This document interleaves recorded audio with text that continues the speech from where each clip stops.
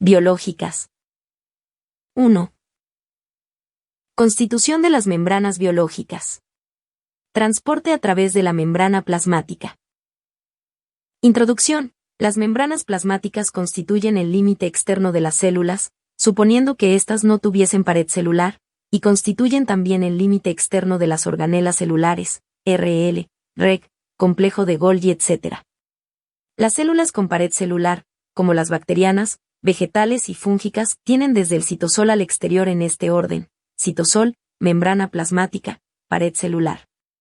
De todas formas, las paredes celulares son completamente permeables, es decir, el límite selectivo o barrera que define las diferencias de solutos entre el exterior celular y el interior son las membranas plasmáticas. Y convengamos que los medios extracelulares casi sin excepción son acuosos, es decir, soluciones formadas por agua y diversos solutos disueltos. De esta forma las membranas separan agua de agua, o más precisamente un medio acuoso de otro medio acuoso. Uno es exterior y el otro es interior, el citosol. Componentes de las membranas biológicas. Las membranas están formadas por fosfolípidos, hidratos de carbono, proteínas, y si son membranas de células eucariontes animales también tienen un lípido particular, colesterol. Por la disposición de estos componentes, decimos que la membrana está formada por dos hojas de fosfolípidos que constituyen una bicapa, ver figura 1. Figura 1. Membrana plasmática. Membranas biológicas. 2. Si miramos con atención la estructura de la membrana plasmática, veremos que los fosfatos de una de las monocapas miran hacia el medio extracelular acuoso y que los fosfatos de la otra monocapa también están orientados hacia el medio líquido interno, es decir, al citosol. Como el medio externo de la célula y el medio interno de la misma son soluciones acuosas, y por lo tanto fuertemente polares, está determinada la orientación de los fosfolípidos. Los fosfatos al ser polares están orientados hacia el agua y los ácidos grasos que son por su naturaleza fuertemente hidrofóbicos quedan ubicados en el medio de la membrana alejados y protegidos del agua. Los hidratos de carbono, básicamente azúcares, pueden estar unidos a los fosfolípidos o a las proteínas. En el primer caso se habla de glucolípidos y en el segundo de glucoproteínas. Estos azúcares siempre se encuentran en la monocapa que da al medio extracelular, ya que suelen funcionar en la recepción de señales que vienen de otras células. Y si las señales provienen de otras células, llegan al medio extracelular. Modelo de mosaico fluido.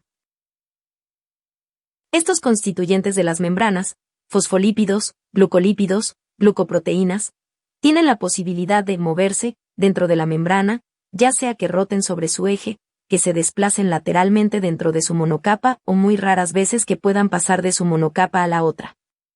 Por este motivo se dice que las membranas plasmáticas tienen una cualidad que es la fluidez. El concepto opuesto a fluidez, es decir, la dificultad en estos movimientos, se denomina rigidez. El colesterol, en la célula eucariota animal, siempre se ubica entre los fosfolípidos como muestra la figura 1 y en consecuencia al estorbar o dificultar los movimientos de los fosfolípidos y de los otros componentes, favorece la rigidez. Y por supuesto, a mayor colesterol y dado que este es no polar, más hidrofóbica será la membrana. Figura 2. Movimientos de los fosfolípidos en las membranas biológicas. Las proteínas por su ubicación pueden ser superficiales, es decir, estar ubicadas junto a los fosfatos sea de la monocapa que da al exterior o de la monocapa que da al interior. Estas proteínas, como ya se imaginan, son polares, y se llaman extrínsecas o periféricas, figura 1. Pero hay otras que tienen una ubicación completamente diferente. Se encuentran atravesadas a lo largo de toda la bicapa, y se llaman transmembranosas, integrales o intrínsecas, figura 1. Estas últimas tienen algunos aminoácidos polares y otros no polares. El lector imaginará perfectamente dónde se encuentran cada uno de estos. Membranas biológicas. 3. Solubilidad a través de las membranas y mecanismos de transporte. Figura 3. Mecanismos de transporte a través de las membranas biológicas. Transportes pasivos, sin gasto de energía *difusión simple, Las membranas debido a su constitución molecular son muy hidrofóbicas debido a que las colas de los ácidos grasos que se encuentran en el medio de la misma son muy largos. Es por este motivo que las membranas son muy permeables a todos los solutos hidrofóbicos, ya que pasan sin dificultad entre los fosfolípidos. Otro factor a tener en cuenta es el tamaño. Cuanto más pequeño sea el soluto, más facilidad tendrá para pasar entre las colas de los fosfolípidos. Por eso los gases respiratorios, el O2 y el CO2, por ser moléculas muy pequeñas y por ser hidrofóbicos, difunden libremente, es decir, pasan entre los fosfolípidos siguiendo sus respectivos gradientes. Figura 3. Este mecanismo de transporte es denominado difusión simple. Difusión porque el soluto se desplaza desde donde está en mayor concentración a donde está en menor concentración, y simple, ya que no necesita de ayuda para hacerlo, es decir, el soluto pasa entre los fosfolípidos.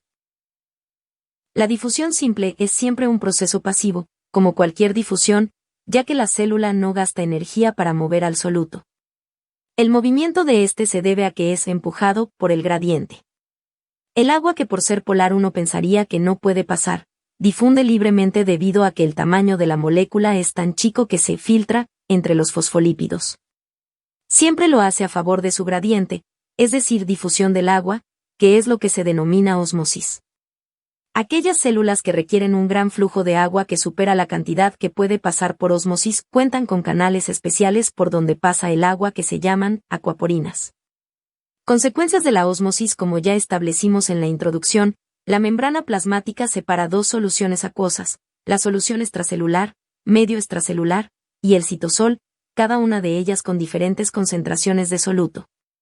Dado que el agua es capaz de difundir libremente por ósmosis hacia adentro o hacia afuera de la célula, diferencias de concentración entre ambos medios generarán un flujo neto de agua que podría producir cambios irreversibles en la estructura celular. Membranas biológicas. 4. Así, teniendo en cuenta la concentración del medio extracelular respecto del citosol, definimos una solución como hipotónica, si tiene menor concentración de solutos que el citosol. Hipertónica, si tiene mayor concentración de solutos que el citosol. Isotónica, si tiene igual concentración de solutos que el citosol. El agua siempre se moverá hacia la solución que tenga mayor concentración de solutos, como se indica en la figura 4. Figura 4. Movimiento neto del agua respecto a la concentración de solutos del medio externo. En las células vegetales, estos cambios producidos por el movimiento neto de agua son diferentes, dado que éstas poseen una pared celular rígida de celulosa que rodea la membrana e impide la lisis celular. Las células vegetales poseen además una gran vacuola hídrica en su interior que contiene una alta concentración de sales. Como podemos observar en la figura 5, en condiciones óptimas, el medio que rodea a las células es un medio hipotónico. El agua tiende a moverse hacia el citosol y hacia la gran vacuola, lo cual hincha a la célula dentro de la pared celular rígida. Ese fenómeno se conoce como turgencia. Si, por el contrario, el medio extracelular fuera hipertónico, la salida de agua deshidrataría a las células hasta el punto de la muerte celular. Este fenómeno se lo conoce como plasmólisis, figura 5. Membranas biológicas. 5. Figura 5. Movimiento del agua en la célula eucarionte vegetal. Asterisco difusión facilitada. Otro tipo de difusión que existe a través de las membranas es la difusión facilitada, ya que el soluto, debido a su tamaño y a su polaridad, no puede meterse entre los fosfolípidos y debe hacerlo a través de una proteína facilitadora. Recuerden que si un soluto es polar, no es que tenga carga eléctrica neta, positiva o negativa, pero sí tiene lo que llamamos densidad de carga o carga parcial. Es decir, tiene zonas ligeramente positivas o negativas debido a una distribución desigual de sus electrones. Estos solutos, al igual que los que tienen carga neta como los iones, necesitan de alguna estructura de la membrana que les permita el paso. Hay proteínas integrales de membrana que permiten el pasaje de este tipo de solutos, que son canales, bombas o carriers, estos últimos también llamados permeasas, figura 3. Canales permiten el pasaje de iones, Ki2, sodio y K, etc. Son muy específicos, es decir, si el canal es de calcio solo admite el pasaje de iones Ki2. El interior de la proteína canal forma un conducto completamente hidrofílico que es el lugar por donde pasa el ion. Cuando los iones pasan por estos canales, como lo hacen siguiendo su gradiente, se dice que el mecanismo de transporte es difusión facilitada por canal, figura 3. Como al ion se lo lleva su gradiente, la célula no gasta energía y se dice que es un tipo de transporte pasivo. Los canales nunca pueden transportar en contra del gradiente, o sea que los iones para desplazarse contra gradiente requieren de otra proteína integral que son las bombas. Carriers o permeasas transportan moléculas polares de mediano tamaño.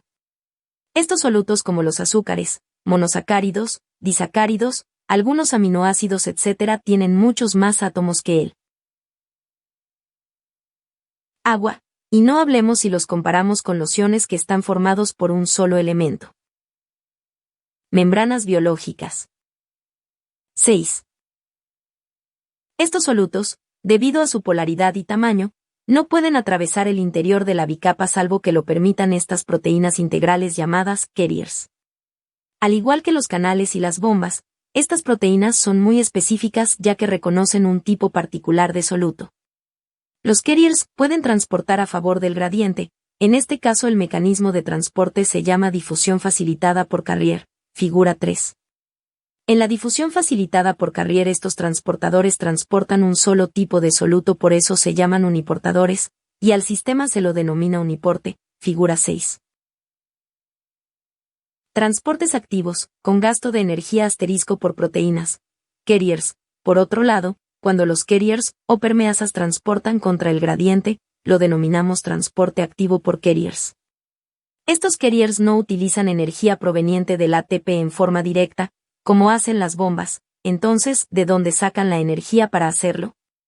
Lo que hacen es acoplar el transporte de un soluto contra gradiente, figura 3, azúcares o aminoácidos polares, acción energéticamente desfavorable, al transporte de un ion que se mueve a favor de su gradiente, reacción energéticamente favorable. El ion que motoriza, esto es habitualmente el sodio, sodio y. Como el transporte del soluto, en general azúcares o aminoácidos polares, requiere a su vez del transporte de un ion que lo empuja, se habla de cotransporte, figura 6. Este cotransporte puede ser, sin porte, cuando el soluto y el ion cotransportado van en la misma dirección. Al carrier en este caso se lo llama sin portador.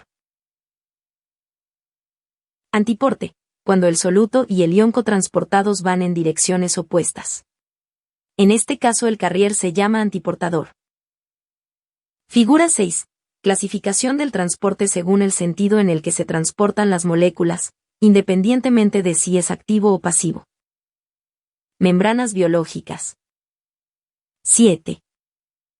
Bombas. Transportan iones contra gradiente. Al hacerlo en contra del gradiente la célula necesita invertir energía. Por eso las bombas ya están agrupadas dentro de lo que se conoce como transporte activo, que en oposición al pasivo, si requiere gasto de energía. Las bombas acoplan una acción energéticamente desfavorable, el transporte contragradiente del ion, a una reacción energéticamente favorable, la hidrólisis de ATP a ADP IP, figura 3. También son específicas, es decir, hay bombas para diferentes iones. Una que cabe mencionar por su importancia es la bomba de sodio diagonal potasio. La bomba de sodio diagonal potasio transporta a cada uno de estos iones en contra de su gradiente. Introducen el citosol 2K y saca el medio externo 3 sodio y por cada hidrólisis de ATP. Por eso en el caso de las bombas se dice que el mecanismo de transporte es transporte activo por bomba. ¿Por qué activo? Lo explicamos unos renglones más arriba. ¿Y por qué por bomba? Es para aclarar a través de qué tipo de proteína integral se transporta. Asterisco transporte en masa. Las sustancias también pueden moverse hacia adentro y hacia afuera de una célula por procesos de transporte que involucran vacuolas o vesículas, formadas por porciones de la membrana celular. Este transporte involucra el movimiento de moléculas grandes, para las cuales no hay permeasas o carriers. Es considerado un transporte activo ya que tiene gasto de energía asociada, independientemente del gradiente de concentración, la célula necesita reciclar componentes de la membrana celular, formar vesículas y mover proteínas del citoesqueleto, siendo estos los procesos que consumen energía. Dentro del transporte en masa, podemos diferenciar la exocitosis, cuando las moléculas salen de la célula, y la exocitosis, cuando las moléculas ingresan a la célula.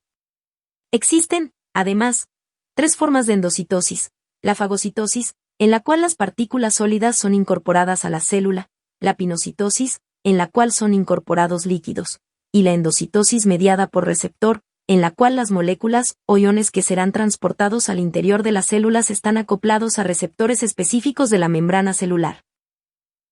Figura 7. Tipos de endocitosis. Membranas biológicas. 8. Resumen. Clasificación de transporte según el tipo de molécula que se transporta. Integración metabolismo celular. Hay que tener en cuenta que las células siempre consumen O2 durante el metabolismo.